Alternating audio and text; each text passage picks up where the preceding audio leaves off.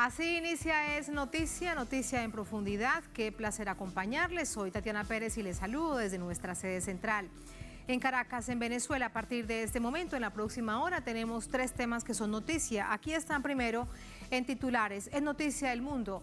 En cerca de 90 países se conmemoró hoy el Día de Al-Quds. Las movilizaciones y concentraciones recordaron la lucha palestina por la liberación de su territorio de la ocupación israelí. En momentos en que se intensifican los ataques, especialmente en la mezquita de Al-Aqsa, vamos a profundizar en ello. En noticia El Salvador, los que marchen el próximo domingo, 1 de mayo, así como lo escuchan ustedes, son grupos financistas, colaboradores o familiares de pandillas. Declaraciones del ministro de Trabajo que no solo levantan fuertes críticas, generan alarma ante una clara amenaza a sectores sindicales y sociales. Esto sucede en el marco del estado de excepción que fue ampliado. Lo analizamos. En noticia Brasil, en 2021 más del 40% de la pérdida de bosques primarios tropicales del mundo ocurrió en este país, en Brasil. Fue de 1,5 millones de hectáreas, de acuerdo a un estudio de World Research Institute de la Universidad de Maryland. ¿Cuáles son las consecuencias a nivel global? Vamos a profundizar en ello. En noticia casi comienza. Bienvenidos, bienvenidas.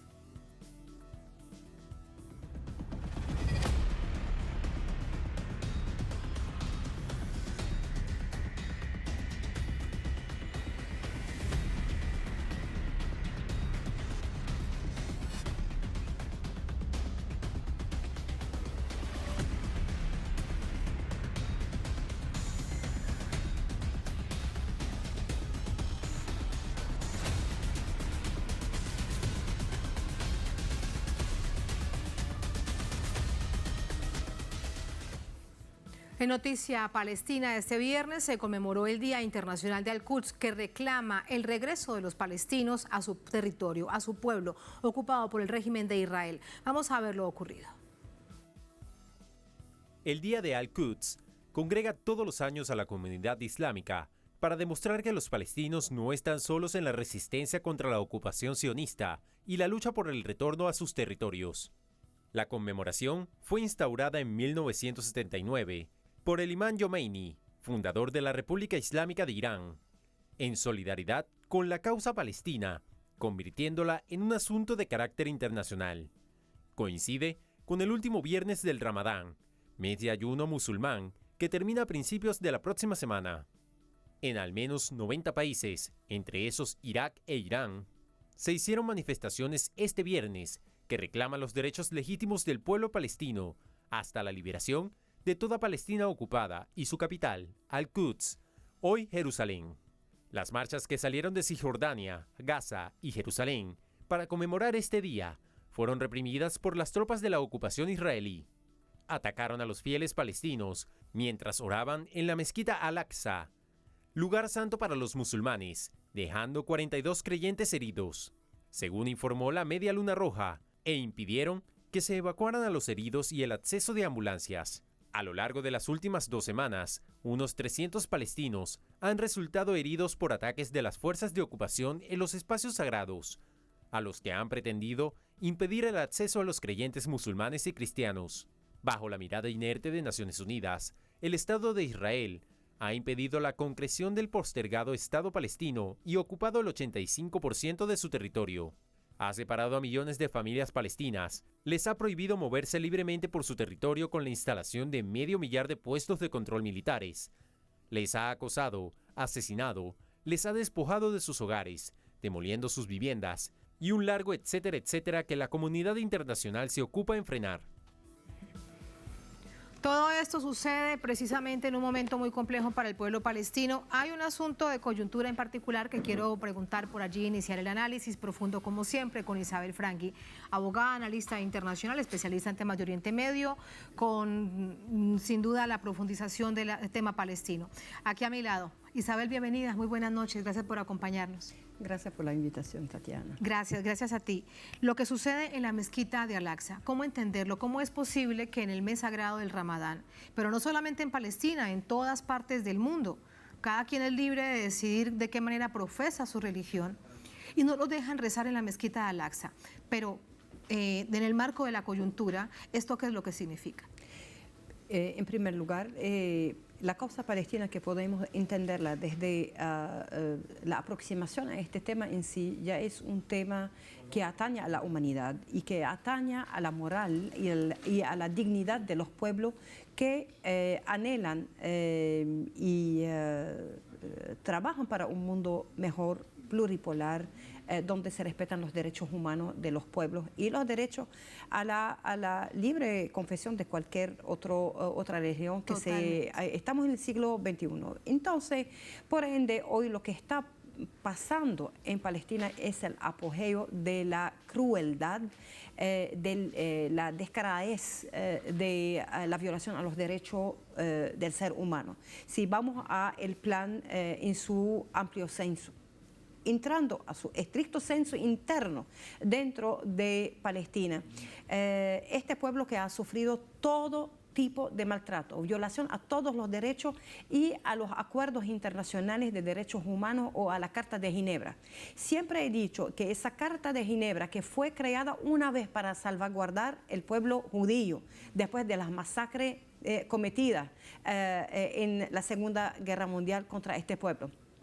Por ende, un Estado que obedece hoy a intereses meramente divisionistas, sectarias, violatoria a todos los derechos, que en nombre de una religión masacrando todo un pueblo hermano que en este siglo está tratando de rezar, y lo que representa para el mundo islámico el Aqsa de connotación intrínseca religiosa para el pueblo musulmán o para la mayoría musulmana en el mundo. 1 millar de musulmán que se ve afectado, bofeteado en su dignidad, en su en su inclinación en su propia espiritualidad y además en el lugar en donde se encuentra espiritual. Y por ende, esta violación a esos derechos que lo ha presenciado el mundo, no hemos visto sanciones, este doble estándar internacional en cuanto, si comparando lo que está pasando en Ucrania o lo que está pasando en Palestina. Y además, ¿qué opinas acerca del tratamiento? No hablemos de gobiernos necesariamente, ahora te voy a preguntar acerca de ellos, sino también de la mediática corporativa internacional, donde dicen es que hubo enfrentamientos en la mezquita de Al-Aqsa. Pero ¿cuáles enfrentamientos? Hay una serie de ritos que van adentro de la mezquita de Al-Aqsa, nada más y nada menos que ubicada en Jerusalén, ingresan las tropas israelíes para no permitirlo. Esa es lanzan bombas lacrimógenas, golpean a la gente, a niños y niñas. Eso es realmente impresionante, Isabel. Es indignante, no impresionante. Es indignante. Es indignante. Estamos hablando de una mezquita. O sea, no está en las afueras ya de las mezquitas. Ya están dentro de unos territorios sagrados que representan tanto para el judaísmo, tanto para el cristianismo y tanto para el islam, algo tan sagrado. Aquel momento, o sea, si yo cuando una persona natural habla de Jerusalén en sí, Jerusalén no se proclama, no se reputa como un territorio normal en el mundo. Es donde todo el conglomerado que profesa para su religión, estamos hablando tanto judaísmo, cristianismo o islam, representa religiosamente algo tan íntimo, tan relativo a la espiritualidad, que debe ser respetado ante el mundo. Y por ende, en vez de ser un mensaje, un territorio que representa la paz, que representa la unión espiritual del mundo, ecuménica, estamos viendo una violación severa, vil a esos derechos inherente a la persona misma antes de hablar del Islam. Pero en representación de un mes sagrado, estamos hablando el mes de Ramadán, en donde se llama a la misericordia de Dios, en donde se llama a la espiritualidad, a la paz y al mensaje de la unión, viene una particular actuación estatal, colonial, sangrienta, de un Estado que obedece, para decir esto, Tatiana, ante su audiencia, que es necesario diferenciar un Estado que obedece a unos aspiraciones o intereses económicos internacional colonial sionista, a decir de un pueblo judío, porque a veces crea una cierta diferencia, que nuestro discurso ahorita es antisemita o nuestro discurso es antijudío. No, yo soy semita, yo soy de origen árabe, no puedo estar contra el semitismo, porque el hecho de que existe judíos árabes, libaneses, sirios, palestinos, iraquí, conglomerado en una religión que no se reduce a un Estado. Entonces no estamos contra un pueblo judío, no estamos contra la Israel bíblica, estamos contra de un Estado genocida sionista, que obedece a intereses imperiales, en donde no queda respeto hacia la persona, sino a los intereses personales, económicos, neoliberales, en cuanto a los daños civiles llamados son daños colaterales y no seres humanos. Y es lo que vemos día a día, además de la mezquita de Al-Aqsa, que es un hecho bastante claro durante este mes sagrado del Ramadán. Cada día se registran otros hechos que son absolutamente repudiables y muy dolorosos, pero que resultan no ser noticia. Te pregunto por varios de ellos. Uno, por ejemplo, aumentan la presencia de los colonos, derrumban viviendas, traen colonos de distintas partes de Europa o de Estados Unidos y llegan allí, pero para hacer la vida imposible. Parece que van con una fórmula, con una estrategia para hacer la vida imposible de las comunidades palestinas. ¿Tu radiografía acerca de ello cuál es? La creación, yo digo, quedó deuda moral ante la humanidad de las Naciones Unidas, cuando le crearon la partida de nacimiento al Estado israelí como un hogar. Se habló de un hogar para los judíos, no un Estado expansionista, un hogar para los judíos europeos, pero que ya sí existían los judíos árabes, que son los ashkenazí y no los safardí, dentro de Palestina, que convivían y siguen conviviendo, de hecho, con los musulmanes o con los cristianos de Palestina. Entonces, pero es que precisamente ese es el punto, porque lo que se busca es que no haya una sana convivencia, sino una confrontación dentro de las propias comunidades, y parecen que van con esa tarea. Cuando nosotros acentuamos y decimos es un Estado expansionista colonial, en el sentido, porque esto obedece a un bagaje de intereses que difiere de la realidad latente que se vive, y yo diría que eso no es un conflicto cuando hay dos partes que están en diferencia de idea, de ideología o de intereses. Aquí estamos viendo, no, es una invasión de un Estado en donde está confiscando territorios que pertenecen milenarios de años a un pueblo ya existente. Hay una limpieza étnica sistematizada contra un pueblo existente. Existe un muro de apartheid que está dividiendo pueblos, hermanos, casas, pasa por las casas. Existe la violación a los derechos de la niñez, a los derechos a la vivienda. Existe un estado de violatorio a los derechos de la adolescencia, que es la cárcel más grande existente. ¿Quién habla de los derechos de la adolescencia y niñez en cárceles, con tortura psicológica en cárceles israelíes? Pues nadie, Isabel, y es que eso es, sí, sin duda, aún de verdad sorprendente. Y no solamente te pregunto por Naciones Unidas, por la cantidad, me dirás cuántas resoluciones hay hasta esta fecha de Naciones Unidas exigiendo que se respeten los derechos del pueblo palestino, pero la verdad es que nada de esto sucede. Pero además de Naciones Unidas, todos los gobiernos y países que son parte de ella, y pues la verdad es que o se hacen de la vista gorda, miran para otro lado, pero no es un asunto de preocupación mundial. Anteriormente decía, y lo que se está viendo en el tablero internacional, a lo que nosotros hemos llegado hasta la política económica neoliberal. Anteriormente era la política que dictaba, por ejemplo, la política económica, que ahorita la economía y los intereses por encima de cualquier elemento o cualquier acepción la economía dicta la política internacional y igual la alineación de los pueblos. Entendemos que los países anteriormente no alineados abogaban por la causa palestina.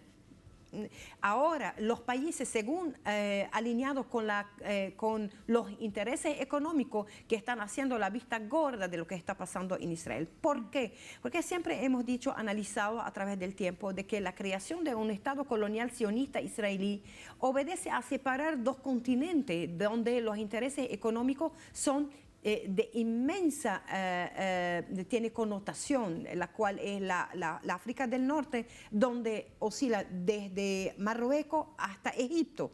Todos estos países del norte de África, Argelia, Túnez, Libia, y hemos visto la balcanización de todos estos países que están en el norte, que crearon allí guerra, etcétera, etcétera, para no indagar más, y todo el continente del Medio Oriente. O sea, Medio Oriente según los intereses era europeo, pero de la tierra fértil, llamada la tierra fértil.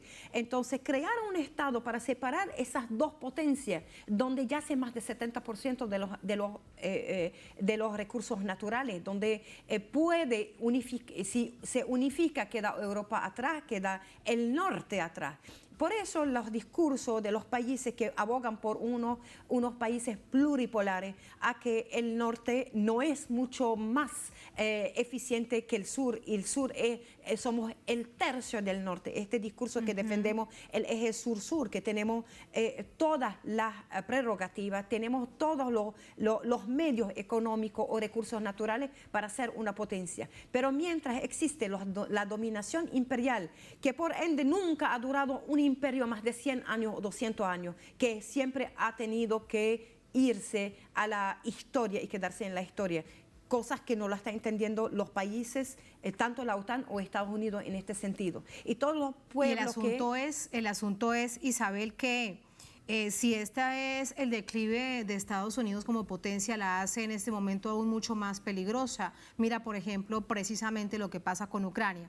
Pero ahora, tratando de comprender esta reflexión que nos haces con respecto a la postura de los países del Golfo con respecto a Irak, las monarquías, por ejemplo, que veíamos en algunos encuentros internacionales mucho más apoyo a la causa palestina que ahora. ¿Será eso lo que está pasando? Es que hay que llevar las cosas separadas, porque no puedo decir los países árabes que están abogando por, y aquí no quiero ser muy diplomática en mi análisis o aproximación al tema, pero bien he dicho que hoy los intereses neoliberales económicos obligan a veces a llevar una relación meramente económica, porque los pueblos cantan de un solo lado, de un solo discurso, y la política económica de los países a veces que se ven obligados de doblegarse ante la crisis económica internacional,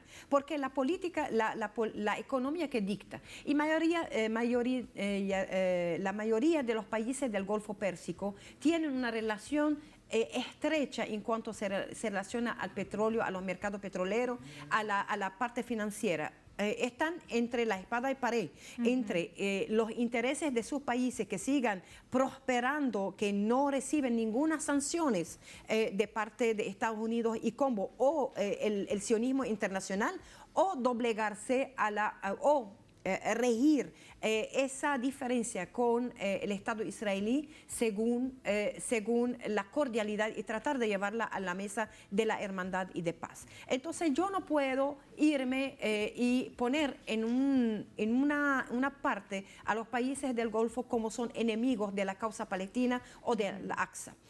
Por otro lado, hay países que están declarados como enemigos del proyecto divisionista imperial desde la OTAN hasta Estados Unidos y que obedece a un sistema financiero que ya está agobiando el mundo, que obedece a un sistema económico de transacciones según el SWIFT o según el Bretton Woods en materia petrolera, en donde se tiene que negociar todo petróleo y gas en el mercado por el dólar, obligado por el dólar. Ahora, hay países que están surgiendo, un país que lleva desde el siglo XX declarando, auspiciando por un mundo multipolar. Este mundo multipolar que está teniendo un auge, un mercado alternativo, paralelo, y es una potencia que pasa desde los países que tienen esta fuerza económica, China, Rusia, Irán, Turquía, que se sumó a ellos Qatar. Ahora, hubo un hecho muy notable, el acuerdo de Negev o el foro que llevó a cabo Israel, Negev, con 4 países árabes, el cual es Marruecos o Egipto, Bahrein y los Emiratos, en contra de Irán. Entonces son asuntos geopolíticos más que todo, y estos países árabes son aquellos países que están obligados por antonomasia a obedecer a los intereses imperiales por los estrechos, Gibraltar, Canal Suez o Hormuz. Entonces, saliendo de esa parte geopolítica, allí no se sumó, por ejemplo, Arabia Saudita o no se sumó Qatar. Entonces, vemos que el va-viene, esto según los intereses económicos. Ahora, tienen diferencias. Es diferente a países como Siria, es diferente a Bagdad, es diferente históricamente hablando de países que son o a Beirut o a Palestina, que siempre han sido países históricamente, culturalmente, de manera civilmente hablando, bien concientizado de que hay un mundo árabe que tiene que ser liberado de este mundo imperial, divisionista, expansionista, tanto de Europa, la OTAN o Estados Unidos. Sí, te entiendo esta reflexión, esta interpretación que nos haces. Es que hay muchos matices en un tema además tan profundo y tan histórico. Para despedirte quiero preguntarte sobre la política interna de Palestina, porque eso sí que son titulares. ¿Qué pasa con Hamas? ¿Qué pasa con Fatah? ¿Qué pasa con las elecciones? Que habían serias discusiones y pareciese que hay mucho interés en que se mantengan las divisiones que existen al interior de la política palestina. ¿Qué crees? Yo abogo por las dos partes. Le digo, Tatiana, nadie quiere estar en los zapatos de los dirigentes palestinos. Tenemos la OLP, que siempre se ha mantenido y es una visión en donde yo la respeto mucho, estar en el tapete internacional, estar llevando el fusil en la mano, pero igual como dijo Arafat, la rama de olivo que representa la paz en la parte internacional. Entonces, si los países nos están violentando todos los derechos del pueblo palestino, nosotros no podemos subrogarnos o subsumirnos a esa política, porque creemos en la política internacional, se cree en la diplomacia internacional y creemos que los conflictos se dirimen en las Naciones Unidas y regresar y al respeto al derecho internacional y el apego al derecho internacional para garantizar todas las solicitudes o todas la petición de un pueblo que están violentando todos sus derechos internacionales. Esto a nivel político como gobierno. Ahora, pero de igual forma, es un derecho constitucional internacional. La Carta de Ginebra, una vez que un país está bajo invasión, está solicitado, está obligado a defenderse en resistencia. En cuanto a lo que está abogando Hamas es apegada a cualquier país que le surte todo el apoyo, tanto militar como logístico, para la defensa y liberar su pueblo. ¿Dónde está Hamas? Está en Gaza. Gaza es la primera cárcel más grande de la historia, en donde más de 1 millón de palestinos que se le están violentando todos los derechos a diario, bombardeados con todos los medios vetados internacionalmente, desde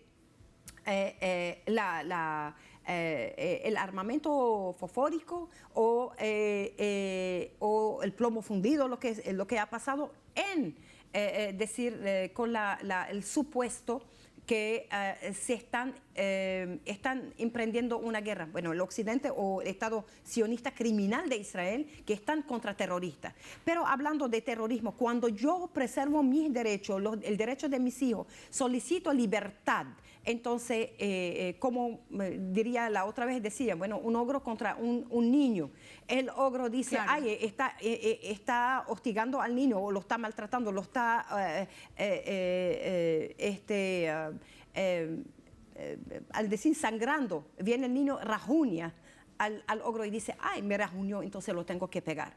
Entonces, un pueblo que está en su estado natural de defensa, en cuanto el derecho internacional le preserva este derecho. Entonces, jamás son dos opiniones internamente diferentes. Uno está solicitando siempre estar en estado de resistencia, en estado de solicitar el derecho por resistir ante esta agresión perpetua, y otro que está tratando de llevar el tapete de paz, de resguardar lo que sobra de Palestina mediante las negociaciones y mesas de paz internacional. En medio de un ataque permanente al pueblo palestino, ¿no?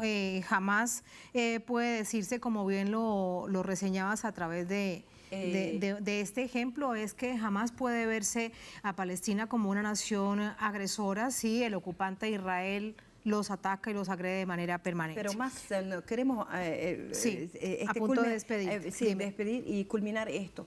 Tenemos que todos adoptar, yo por lo pronto adopto, las palabras del historiador israelí Shlom Sam, ¿ok? Que dice, es era de desionizar al judaísmo.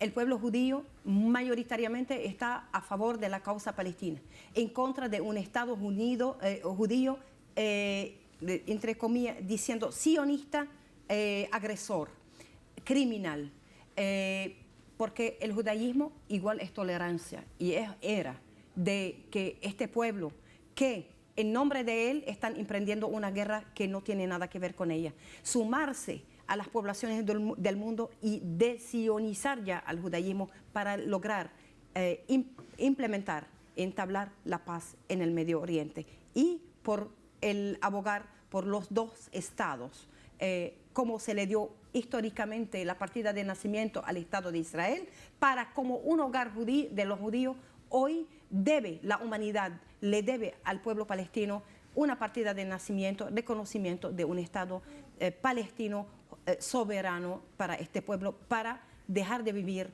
en este horror en el infierno diario que viven, porque se merecen su hogar. Isabel, gracias y bienvenida siempre. Muchas gracias. Así vamos a la primera pausa en esta emisión de Es Noticia. Al volver en Noticia, El Salvador. Los que marchen el próximo domingo 1 de mayo, escuchen esto, son grupos financistas, colaboradores o familiares de pandillas. Declaraciones del ministro de Trabajo no solo levantan fuertes críticas, generan alarma ante una clara amenaza a sectores sindicales y sociales que hacen esto, se movilizan. Y esto sucede además en el marco del estado de excepción que fue ampliado por el presidente Nayib Bukele. Lo analizamos al volver en Es Noticia.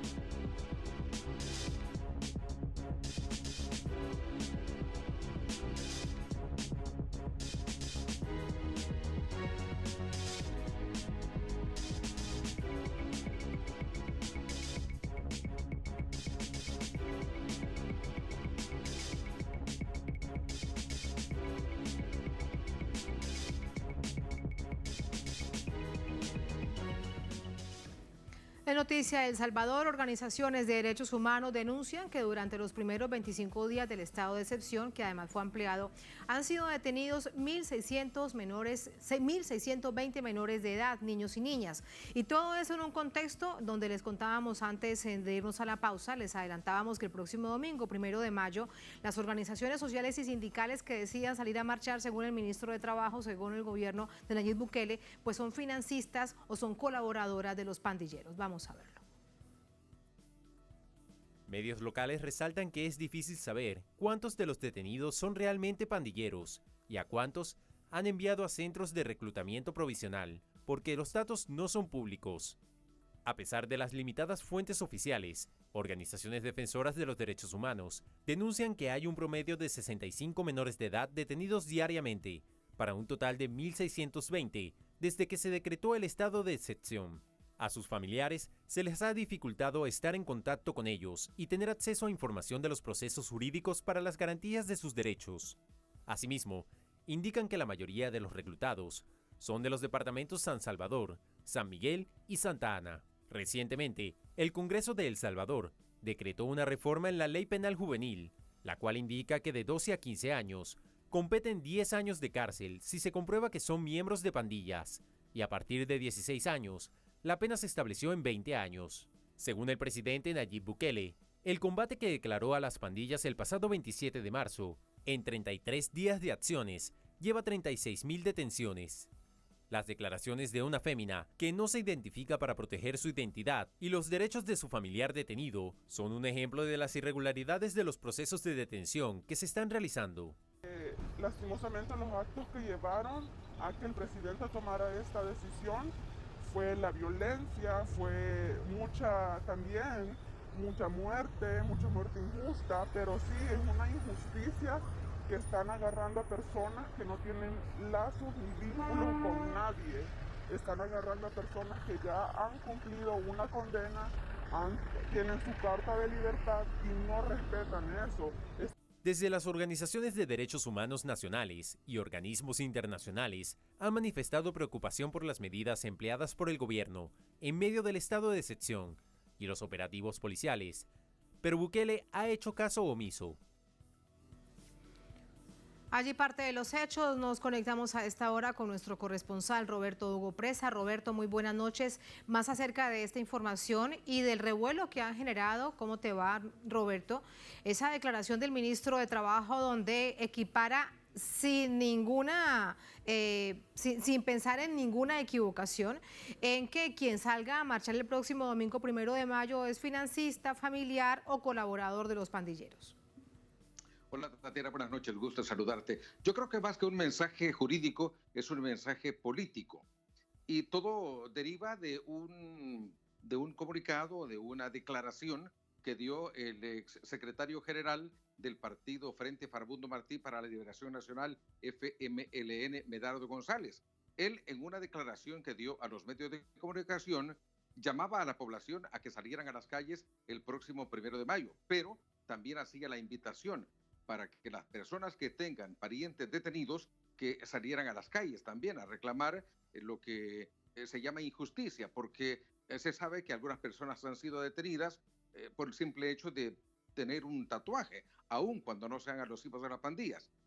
Entonces, de forma política, no jurídica, se aprovecha este llamado que el exdirigente del FMLN, Medardo González, hace cuando llama a los familiares de las personas detenidas, no dice de los pandilleros, sino de las personas detenidas, para que reclamen sus derechos en el marco de la movilización del próximo 1 de mayo. De eso se desprenden así la declaración del ministro de Trabajo, quien junto al secretario jurídico de la presidencia ofrecieron una rueda de prensa en la que alertaron a la población que las personas que puedan llegar a marchar estarían ligándose con otras personas que están influidas para defender a las pandillas, decían ellos, Tatiana.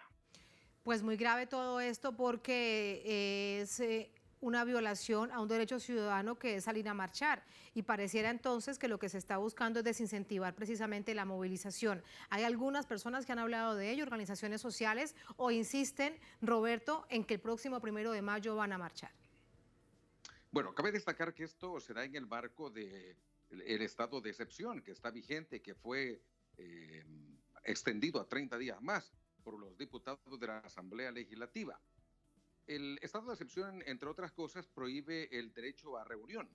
Entonces podría interpretarse de forma jurídica que esta reunión podría estar violentando ese decreto que está vigente hoy mismo.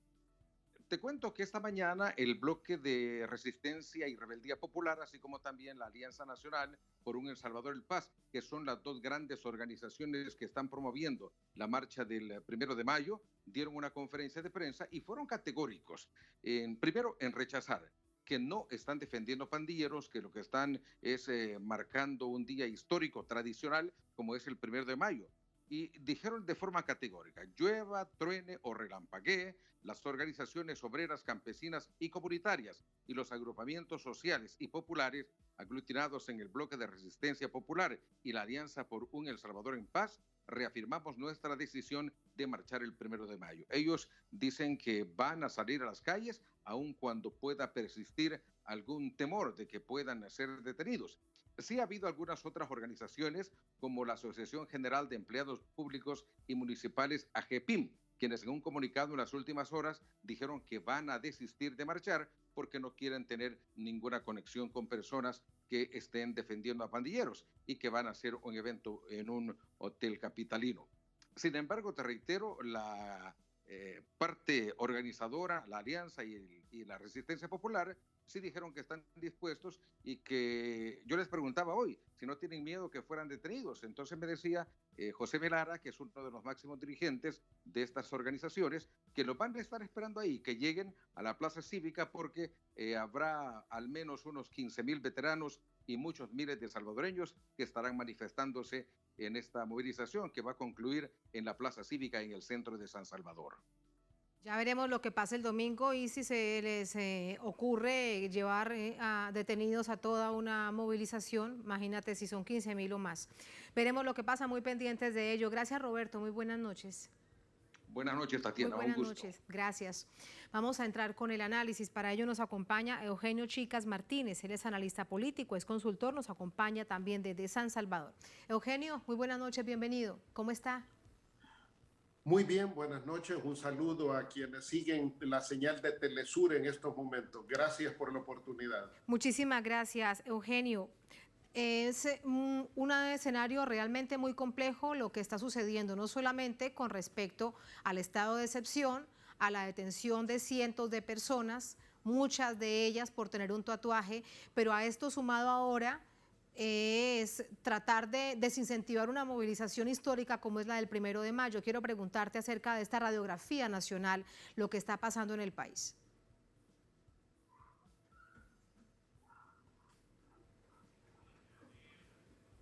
Eugenio, ¿me escuchas? Hemos perdido la comunicación con nuestro invitado, Eugenio Chica Martínez, analista político, es consultor sobre todo en temas electorales, muy conocedor de su país, ha recorrido América Latina para recordarnos y para contarnos todo lo que ha pasado en San Salvador y también para ser asistente a distintos escenarios electorales. Y todo esto hoy en esta coyuntura de un estado de excepción que se ha ampliado hasta la semana pasada. Habían 10,000 personas detenidas, luego subieron a 14,000. Hay una cantidad de denuncias por violaciones a derechos humanos. Hay más de 1,600 niños y niñas que han sido detenidas, pero a todo esto se suma que las detenciones producto del estado de excepción no cumplen con los requisitos legales, como por ejemplo una orden de captura, una orden de cateo, lo hace directamente la policía a quien le parezca sospechoso de ser un pandillero. Una situación muy compleja en esta nación centroamericana y todo esto producto de decisiones que ha tomado el presidente Nayib Bukele. Ahora se suma lo que viene para este domingo, 1 de mayo, jornadas históricas en este país y como en tantas otras que les contaremos a través de la pantalla de Telesur, de movilizaciones en un mundo además donde después de la pandemia y de acciones de distintos gobiernos en América Latina y el mundo, se denuncia más pobreza, más desempleo, más desigualdad, más vulneración de los derechos sociales, de los derechos civiles y políticos de las comunidades. Así que será también un domingo muy informativo para llevarles a ustedes todos estos hechos.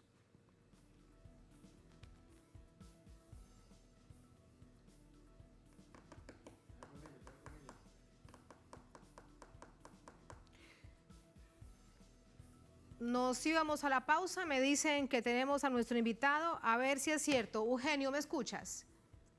Sí, le escucho fuerte y claro. Excelente, muchas gracias, Eugenio. Te reitero la pregunta, además le contaba a nuestra audiencia en el contexto tan complejo que está viviendo el país, ¿qué radiografía haces con respecto a lo que plantea el gobierno, el presidente Nayib Bukele, las acciones que llama a la policía y los otros sectores públicos que ordenan? El gobierno en este caso, hola. Sí, te escuchamos. Hola. Te escuchamos. Dificultades en la comunicación, se los quedamos debiendo. Nos vamos a otra pausa en esta emisión de Noticia. Al volver en Noticia Brasil. En 2021, más del 40% de la pérdida de bosques primarios tropicales del mundo ocurrió en Brasil, en esta nación suramericana. Fue de 1,5 millones de hectáreas, de acuerdo a un estudio del World Research Institute de la Universidad de Maryland en Estados Unidos. ¿Cuáles son las causas a nivel global y las consecuencias, por supuesto? Vamos a verlo al volver en el Noticia.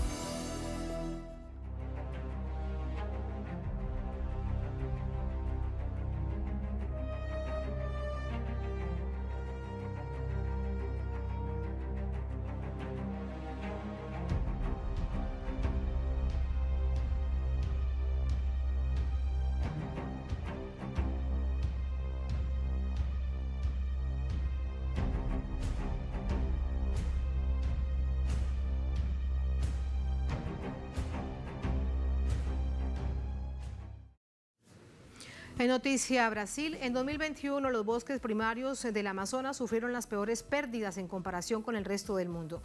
Expertos aseguran que es el punto del no retorno y a que afecta directamente al cambio climático. El país con la mayor cantidad de selva tropical primaria encabeza nuevamente la lista de la mayor pérdida de esta. Más del 40% de la pérdida de bosques primarios tropicales en 2021 ocurrió en Brasil, con un total de 1,5 millones de hectáreas, de acuerdo a un estudio del World Resource Institute de la Universidad de Maryland de Estados Unidos. La tasa de daños de los bosques primarios en el gigante suramericano ha sido persistentemente alta en los últimos años. Las pérdidas relacionadas con los incendios han fluctuado según el nivel de incendios forestales fuera de control, con un pico en 2020 en la Amazonía y el Pantanal. Mientras tanto, las pérdidas no relacionadas con incendios, que en Brasil se asocian con la expansión agrícola, aumentaron un 9% de 2020 a 2021. Este hallazgo es consistente con el Sistema de Monitoreo Oficial de Brasil, PRODES, el cual encontró que en 2021 tuvo la tasa más alta de deforestación total en la Amazonía desde 2006, cuando se implementaron medidas para reducir drásticamente la deforestación. El llamado pulmón vegetal enfrentó una intensificación de la pérdida de bosques primarios y sus territorios claves experimentaron aumentos de más del 25% en pérdidas no relacionadas con incendios de 2020 a 2021. Esta parte de la Amazonía tiene varias áreas de nuevos puntos críticos, lo que significa lugares que experimentaron una aparición estadísticamente significativa de nuevas pérdidas de bosques el año pasado. El informe revela que el aumento de la deforestación no solo resultaría en grandes cantidades de pérdida de biodiversidad y emisiones de carbono, sino que también alteraría los patrones de precipitación críticos para la producción agrícola. Y de acuerdo a los resultados, esta situación es especialmente preocupante, dada la nueva evidencia de que la selva amazónica está perdiendo resiliencia y puede estar más cerca de un punto de inflexión de lo que se pensaba anteriormente, donde las interacciones entre la deforestación, el cambio climático y los incendios conducen a la transformación irreversible de áreas masivas de la Amazonía. Allí los hechos. Así ponemos punto final a esta emisión de Noticia. Un placer como siempre. Será hasta el próximo lunes. Sigan con nosotros.